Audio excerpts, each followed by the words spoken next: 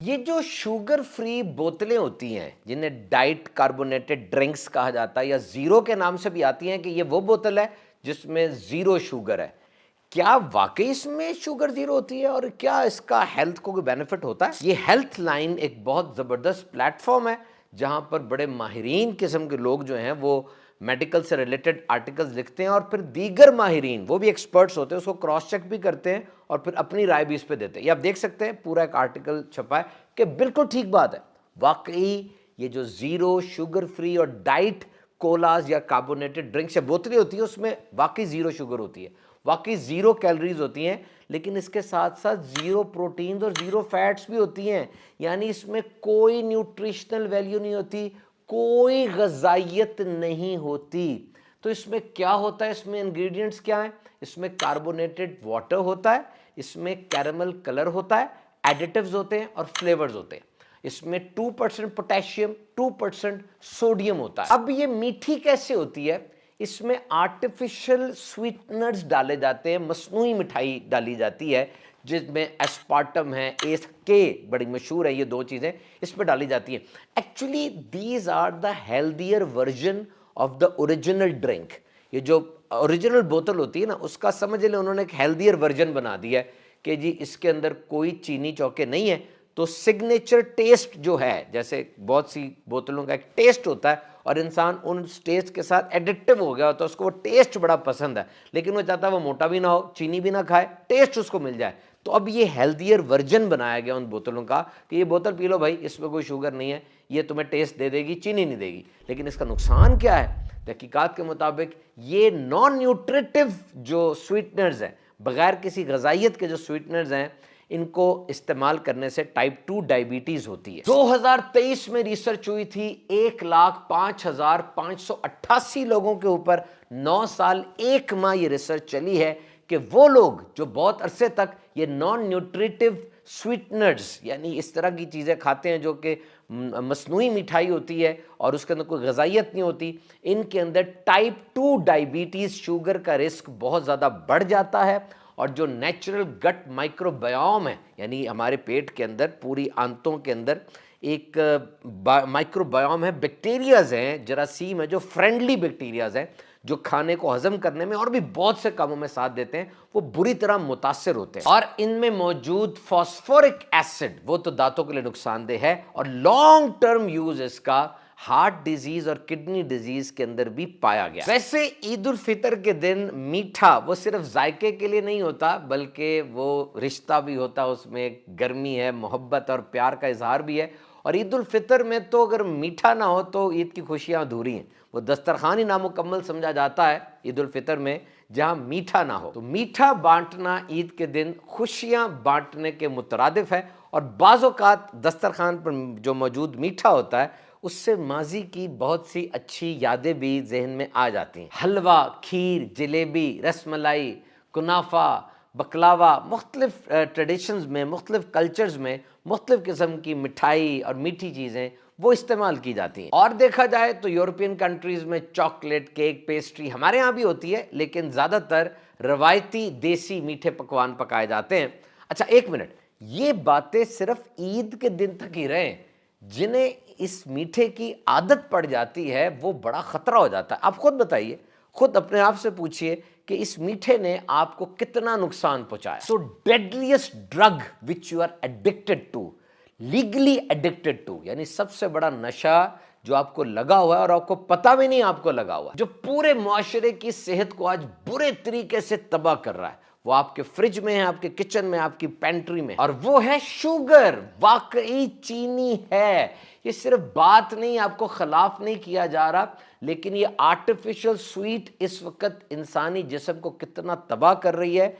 Fats का, चिकनाई का नाम बहुत बदनाम किया जाता है, लेकिन उसकी आड़ में हर जगह पर चीनी डाल के इंसानी जिस्म को खोखला किया जा रहा है। और शुगर सिर्फ शुगर नहीं है, अब 50 मुख्तलिफ नाम रख दिए गए इसके, मेल्टोज, हाई फ्रुक्टोज, कॉर्न सिरप, और भी आप देखें ताकि कंज्यूमर डिसीव हो सके, क्योंकि आज के दौर में वेल बीइंग के ऊपर बहुत काम हो रहा है। अब रेगुलर मीडिया तो नहीं है सिर्फ, बल्कि सोशल मीडिया मौजूद है और बहुत से न्यूट्रिशनिस्ट, बहुत से डॉक्टर्स वो अवाम की फलाह के लिए शुगर से मुतल्लिक बड़ी ज़बरदस्त अवेयरनेस दे रहे हैं और इस बात को शेयर किया जा रहा है। आप देखें, पढ़ें, आपको अंदाज़ा होगा कि वाकई एक्सेसिव कार्बोहाइड्रेट्स, एक्सेसिव शुगर आज इंसान की सेहत के साथ कैसा खिलवाड़ कर रही है। और बहुत से ऐसे खाने जिन्हें शायद आप हेल्दी फूड समझते हैं, वो भी शुगर बॉम्ब बन चुके हैं। ये फ्लेवर्स, कलर्स, केमिकल्स, खाने की कुदरती हैयत ही बदल गई है। वो जो ऑर्गेनिक का कॉन्सेप्ट है, बिलखुसूस बच्चों के अंदर इसकी इतनी आदत हो जाती है कि वो बिल्कुल तबाह होते चले जाते हैं। आपने कभी देखा है बच्चे कितने हाइपर हो जाते हैं, कुछ बहुत ज़्यादा एक्टिव होते हैं। ठीक है, children need to move to think, बच्चों ने हिलना है, आगे पीछे होना है, लेकिन ये ज़्यादा मीठा खाने की वजह से उनके अंदर एकदम से एनर्जी ऊपर होती है, फिर एकदम से क्रैश करती है, फिर उनको मजीद मीठा चाहिए होता है। तो याद रखिए, सेहत की जितनी भी बात होगी, एक ही नुक्ता आगाज और नुक्ता इख्तिताम होगा कि आपका खाने से क्या रिलेशन है। ये सेहत सिर्फ दवाइयों की दुकान पर नहीं बिकती, बल्कि सब्जी की दुकान पर भी, जनरल स्टोर पर भी, कन्फेक्शनरी स्टोर पर भी बिकती है। आपका खाने के साथ क्या रिश्ता है, ये फ्यूल है। और आपने कभी समझा है, हमने खाने को बैसाखी समझ लिया है, यानी अपनी जिंदगी को उस पर हुक्म कर दिया है। आज का दिन अच्छा नहीं गुजरा, खूब केक खाऊंगा। आज का दिन बहुत अच्छा गुजरा है, दोस्तों के साथ पार्टी करूंगा, वहां पे जाके मीठा खाऊंगा। अपने आप को चैलेंज करें, समझें ये वक्त गुजरने के साथ साथ ये चीज गलत होती चली जाती है। आपका जिस्म है कोई पालतू जानवर तो नहीं है कि उसने थोड़ी जंप लगाई तो उसको तोहफे के तौर पे एक टॉफी दे दी, तोहफे के तौर पे एक हड्डी डाल दी।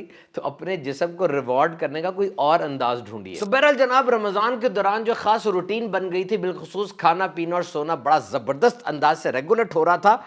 एकदम सोचे तो सही, कैसे गुजरेंगे दिन अब। यानी सारा दिन एक खास रेस्ट मिल जाता था मशीन को, बड़े मजे की कैफियत हो जाती थी, गुनाहों से दिल उचाट होता, नेकियों में दिल लग जाता था। अब हम क्या करेंगे? तो रमज़ान के बाद की रूटीन कुछ डॉक्टर्स के साथ हमने डिस्कस की, कुछ ऐसी वेबसाइट्स जो कि ऑथेंटिक मेडिकल प्लेटफॉर्म है, उनके अंदर पोस्ट रमज़ान रूटीन को पढ़ा। तो कुछ चीज़ें टेक अवेज के तौर पे आप लेते जाइए ताकि आपकी ईद भी अच्छी गुजरे और रमज़ान के बाद आपकी ज़िंदगी रेगुलर रूटीन पर आए तो बेहतरीन डिसिप्लिन के साथ आए। नंबर 1, ये वेजी फर्स्ट का जो एक आजकल फैड आया हुआ है, आपको पता है ये क्या है? वेजी फर्स्ट, यानी जब भी कोई खाना आप खाने लगे, बिलखुसूस कार्बोहाइड्रेट्स, चीनी वाला, तो उससे पहले आप वेजिटेबल्स खाएं, यानी आप सब्जियां इस्तेमाल करें। इसमें होता क्या है? सब्जी में होता है fibre, very good thing fibre. और ये फाइबर इंटेस्टाइन पर यानी आंतों के ऊपर एक कोट कर देती है, जिस तरह पेंट का कोट होता है ना, उस तरह कोट कर देती है। It becomes, you can say, a protective wall, एक बैरियर बन जाता है, एक गुई मैश बन जाती है, एक जेली टाइप मैश बन जाती है। अब क्या होता है कि जो कार्बोहाइड्रेट्स और चीनी आपने खाई, वो एकदम से आपके ब्लड स्ट्रीम में दाखिल नहीं होगी, यानी वो बाईपास कर जाएगी और आपको बहुत ज़्यादा इश्तहा, बहुत ज़्यादा क्रेविंग्स भी नहीं आएंगी। आपके अंदर फुलर होने का, यानी मैं जिसम मेरा भर गया, इसकी सेंसेशन भी आ जाएगी। तो जब भी आप खाना खाने लगे, पहले ब्रोकली, टोमेटो, कैरेट वगैरह सब्जियां कुछ खा लें, वेजी फर्स्ट। नंबर 2, 2 खानों के दरमियान वक्फा रखें। जो इधर तो होता था रमज़ान में सहरी और इफ्तारी के दरमियान बहुत ज़्यादा वक्फा होता था, तो आम दिनों में तय कर लें कि ये जो मैं खा रहा हूँ ये आखिरी निवाला होगा, बस अब इस आखिरी निवाले के बाद मैं नहीं खाऊंगा। इस तरीके से वक्फा क्रिएट होगा तो पेट को थोड़ा रेस्ट दें, एकदम से बहुत ज़्यादा प्रेशर ना डालें। इस पेट को रेस्ट मिला है रमज़ान में, मजीद इसको रेस्ट का फेज दें। और खजूर को आदत बना लें, परमानेंट डाइट पार्ट बना लें। ये खजूर खास तौर पे ताकत और निहार मुंह, वो खाने का जो रास्ता है जहाँ से गुजरना, उसको बिल्कुल झाड़ू फेर देती है। और इसके बहुत ज़्यादा फ़वायद हैं। इसमें मौजूद नेचुरल फ्रुक्टोज, वो आहिस्ता आहिस्ता पेट को जगाता है, एकदम हंगामा नहीं मचाता। अब देखें ना, जो सहरी और इफ्तारी के दरमियान 11-12 घंटे होते थे और फिर इफ्तारी में आप खजूर खाते तो एकदम खाली पेट होता था। अभी भी सारी रात अगर आप खाना नहीं खाएंगे तो सुबह अगर आप निहार मुंह खजूर खाते तो इफ्तारी वाला हिसाब हो जाता है कि उस टाइम पर भी आपका पेट बिल्कुल खाली होता है। तो जनाब, रोजे में भूख प्यास सहना और खाने से दूरी ने आपके जिस्म के नेगेटिव फैट्स के ऊपर बड़ा प्यारा असर डाला। कोलेस्ट्रॉल भी कम हुई और जो क्लॉग्ड आर्टरीज थी, ब्लड वेसल्स थे, उन पर भी बड़ा पॉजिटिव इम्पैक्ट पड़ा। तो इन चीज़ों से अगर आप रमज़ान के अलावा भी बचना शुरू कर देंगे तो ओवरऑल वेलबींग बहुत अच्छी होगी। खाने की स्पीड को ख़ास तौर पे चेक में रखिए। बाज़ तहकीकात के मुताबिक खाने का मेन्यू इतना इंपॉर्टेंट नहीं है, स्पीड बहुत इंपॉर्टेंट है। तो सडन प्रेशर ना डालें। ईद पर ओवर ईटिंग, बहुत ज़्यादा मीठा बोतलें और गैर मेयारी गैर सेहतबख्श खाना खाने से डाइजेस्टिव सिस्टम निज़ाम वो ख़राब हो सकता है। और फिर गर्ड गैस्ट्रो एसोफेजल रिफ्लक्स डिजीज़, ये जो गंदा गंदा पानी ऊपर आ रहा होता है ना, और फिर इंसान देखता है ये क्यों होता है, ओवर ईटिंग, बहुत ज़्यादा खाने से, स्पाइसी फूड खा के एकदम से लेट जाने से, इन बातों की वजह से होता है। और ये वो आदत है जो ईद के दिन में हम बहुत ज़्यादा कर रहे होते हैं। साल भर और भी रोज़े रखने की नीयत कीजिए, 9-10 मुहर्रम का रोज़ा रखते हैं, पीर शरीफ का रोज़ा हर हफ्ते रखने की नीयत कीजिए, सुन्नत भी है। और फिर प्लस वन एक एजेंसी है, उसकी रिसर्च के मुताबिक जो 2 खाने होते हैं रमज़ान में सहरी और इफ्तारी का, अगर ये हम रेगुलर ले आए अपनी ज़िंदगी में, तो जो हंगर सेंसेशन है ना दोनों के दरमियान, जो भूख का एक ख़ास एहसास पैदा होता है, ये बड़ी बड़ी ख़तरनाक बीमारियां बिलखुसूस अल्जाइमर्स के लिए भी फ़ायदेमंद है। डॉक्टर के मशवरे से प्रोबायोटिक्स इस्तेमाल करें, ये पेट के लिए बहुत अच्छे हो सकते हैं। पानी का इस्तेमाल करें, तंबाकू नोशी छोड़ें और पैदल चलने की आदत बनाएं। नींद की रूटीन को नमाजों के हिसाब से ले आएं, ये सबसे बेहतरीन है। और पोस्ट रमज़ान हेल्थ इश्यूज, ये बाकायदा एक टॉपिक है जो मेडिकल साइंस पे डिस्कस होता है कि इंसान की बॉडी में कितना चेंज आ जाता है। तो टेक द लास्ट वर्ड्स, हमारा मसला फूड शॉर्टेज नहीं है, हमारा मसला फूड चॉइस है। क्या खाना है, कब खाना है, कितना खाना है। इमोशनल नेशन है, हमने हर खुशी गमी को खाने से नथी किया होता है, हर इवेंट के ऊपर खाना, बल्कि ख़ास तौर पर मिठाई। रिश्ता देखने गए, मिठाई खाओ, रिश्ता कबूल हो गया, ज़्यादा मिठाई खाओ, रिश्ता कबूल ना हुआ, अब भी वो बेचारा मिठाई खा रहा है या चॉकलेट खा रहा है गम को गलत करने के लिए। तो ये खाने से रिश्ता हर जगह पर बनाना ठीक नहीं होता।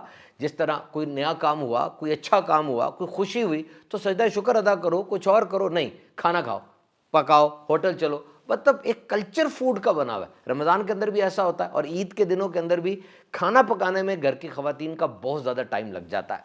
तो याद रखिए, ये बात गौर से सुन लीजिए, आप 10 गाड़ियाँ नहीं ले सकते हैं, 10 नए मोबाइल फ़ोन ले सकते हैं, लेकिन ये जिस्म नया नहीं ले सकते, इसका कोई पार्ट भी नया नहीं मिलता। तो बेस्ट रिटायरमेंट प्लान क्या है, बेस्ट हेल्थ इंश्योरेंस क्या है कि आपका ब्लड वर्क यानी खून के टेस्ट आपके ठीक आ जाएं, मसल्स और हड्डियां ठीक रहें। बहरहाल we wish you a very happy Eid. Allah ताला आपको ऐसी ढेरों ईदें खुशियों के साथ अता